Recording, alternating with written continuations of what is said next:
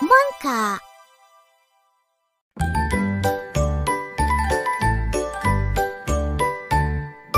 Там навътре в парка, сред клоните на сянка, живееше маймуна, казваше се Муна. Вечно беше гладна и много жадна. Щом види тя храна, става чак досадна.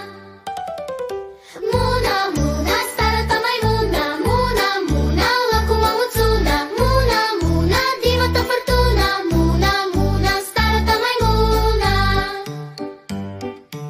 Ако я подминеш и храна